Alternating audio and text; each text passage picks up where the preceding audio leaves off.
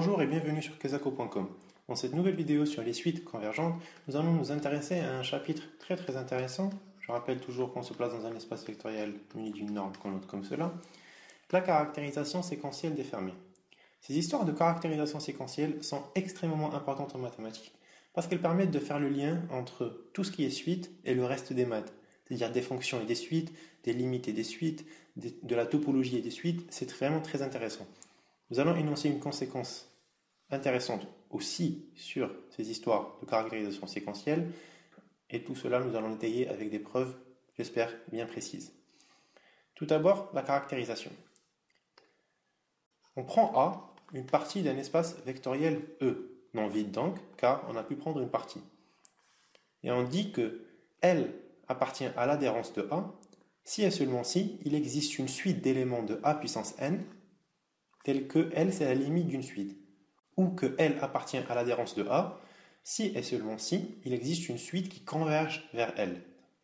Et donc, on peut en déduire facilement que l'adhérence d'une partie A bar, c'est l'ensemble des limites des suites convergentes. C'est-à-dire on prend toutes les suites des éléments qui existent dans A, on prend leur suite, et cet ensemble, ça formera exactement l'adhérence de A. Une autre propriété très intéressante, c'est si A est fermé, alors, en fait c'est une équivalence, A est fermé si et seulement si toute suite d'éléments convergents de A a sa limite dans A. C'est-à-dire, je prends une suite xn appartenant à A puissance n, quelconque, et bien xn converge implique que la limite est dans A. Si A est fermé, bien sûr. Et si ça c'est vérifié, alors A est fermé. Et ça, c'est une méthode très classique pour montrer qu'une partie est fermée. On prend une suite d'éléments dans cette partie et on montre que sa limite est encore dans cette partie. Maintenant, nous allons prouver ceci. Nous allons montrer donc que pour le sens direct de la première proposition, c'est-à-dire L appartient à bar implique qu'il existe une suite, nous allons prendre L appartenant à A bar. Ça veut dire quoi L appartient à A bar? Ça veut dire que, comme on a vu dans le chapitre sur l'adhérence et l'intérieur, pour tout rayon supérieur à 0, la boule de centre L et de rayon R intersecté A est différente de l'ensemble vide. Et ici, on prend R égale à N. Et on montre que la boule de centre L et de rayon 1 sur N plus 1 intersecté A est toujours différente de l'ensemble vide. C'est la définition de L appartient à l'adhérence de A, et ce pour tout N. Et en fait, à chaque fois que c'est différent d'ensemble vide, on peut en extraire un élément qui appartient. Quand l'indice 1, puis 2, puis 3, et ainsi on forme une suite d'éléments qui appartiennent à cette boule et qui appartiennent à A. Et cette suite d'éléments vérifie bien évidemment ça car elle appartient à cette boule. Et, évidemment, encore une fois, cette suite tend bien vers L en plus l'infini. Donc on a bien réussi à exhiber une suite d'éléments dans A qui tend vers cette limite quand L appartient à A bar. Maintenant, pour le sens réciproque, on prend L, une suite d'éléments de AN, et on veut montrer que L appartient en fait à l'adhérence. L appartient à l'adhérence, je l'explique encore une fois, ça veut dire que pour tout rayon supérieur à 0, la boule de centre L et de rayon R intersectée A est différente de l'ensemble vide. Donc on prend un R supérieur à 0 fixé quelconque. On sait d'après la définition de la limite qu'il existe un rang à partir duquel tous les éléments sont dans cette boule. En fait, on n'en a trouvé qu'un seul, et ça suffit. Ça suffit à montrer que c'est différent de l'ensemble vide. Et donc, L appartient bien à A bar. Et on a montré l'équivalence entre L appartenant à A bar équivaut à l'existence d'une suite d'éléments dans A puissance n, telle que L, c'est la limite de cette suite. La preuve peut paraître assez louche, je trouve qu'elle est très intéressante car elle permet de bien cadrer ces histoires de caractérisation. Pour la deuxième propriété, c'est A fermé, si et seulement si, c'est la limite de toute suite d'éléments de A.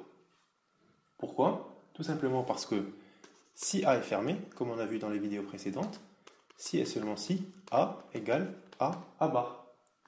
Si et seulement si A bar est inclus dans A, car l'inverse est évidemment vrai, et si et seulement si, pour tout L appartenant à A bar, L appartient à A. Et comme on a vu L appartient à bar, ça équivaut à être la limite d'une suite d'éléments dans L. Donc, A est fermé si et seulement si tout élément de A est la limite d'une suite d'éléments dans. On passe à une conséquence très intéressante. En utilisant cela, on peut montrer facilement que toute boule est fermée. On a déjà montré ça avec les quantificateurs, et que toute sphère est infermée. Et ça, c'est ce qu'on va montrer tout de suite. Pour montrer qu'une sphère est infermée, je dois montrer que toute suite d'éléments de cette sphère met une limite toujours dans cette sphère. Donc je prends une suite d'éléments xn appartenant à cette sphère. Donc, pour tout n appartenant à n, la norme de xn moins le centre de la sphère que j'appelle petit a par exemple, est égale à r. Or, cette suite admet une limite, car elle est supposée convergente, donc par passage à la limite en plus l'infini, sa limite x qu'on pose, en supposant qu'en fait la suite xn tend vers x en plus l'infini, cette norme tend bien vers x moins a en norme, et r tend bien vers r, donc la limite de cette suite vérifie aussi le critère qui permet de l'intégrer dans cette sphère. Donc la limite d'une suite d'éléments dans une sphère est aussi dans la sphère, et donc la sphère est infermée. Deuxième exemple, deuxième conséquence, si f est un sous-espace vectoriel de E, alors f bar, ou l'adhérence de f, est aussi un sous-espace vectoriel de E. C'est une propriété très intéressante si on avait vu des exemples sur ce que c'est que le fermé ou l'adhérence d'un hyperplan et compagnie. Je vous laisse vous intéresser à cela, on le verra peut-être une prochaine fois. On veut montrer donc que f bar est un sous-espace vectoriel de E. Donc, premièrement, f bar est évidemment inclus dans E. Deuxièmement, il faut montrer que toute combinaison linéaire appartient toujours à f bar, c'est-à-dire qu'il est stable par combinaison linéaire. Pour cela, on prend un x, un y dans f bar au carré, et on veut montrer que cette combinaison linéaire appartient toujours à f bar. Lambda est mu dans le corps R ou C. Comme x appartient à f bar, alors il existe une suite d'éléments dans f puissance n, tels que x, c'est la limite de cette suite. De même pour y, ce sera la limite d'une suite d'éléments dans yn. Donc, x, lambda x plus mu y, c'est bien la limite, on a vu dans la vidéo précédente, de la combinaison linéaire de lambda xn plus mu yn. Or, lambda xn plus mu yn appartient à f, donc lambda x plus mu y, c'est bien la limite d'une suite d'éléments dans f, donc ça appartient à f bar. Et on a montré que c'est stable par combinaison linéaire. Donc f bar est bien un sous-espace vectoriel de E.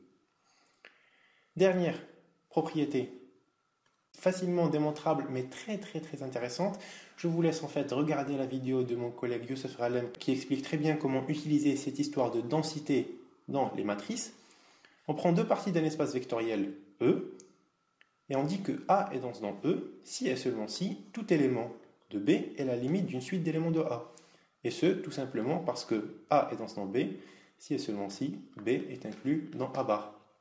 Donc toute suite d'éléments de B est bien incluse dans A bar, et donc c'est une suite d'éléments de A, et donc sa limite elle est dans A, car elle appartient à A bar. Et ça, c'est très intéressant. Je vous laisse regarder des applications sur les matrices. Je répète la vidéo de Youssef Ralem qui est très intéressante. Ceci clôt notre vidéo sur la caractérisation séquentielle des fermés. D'autres caractérisations vont venir prochainement. Elles sont tout aussi très intéressantes. Rappelez-vous bien de cette caractérisation, elle peut vous sauver la vie. Merci et bonne journée.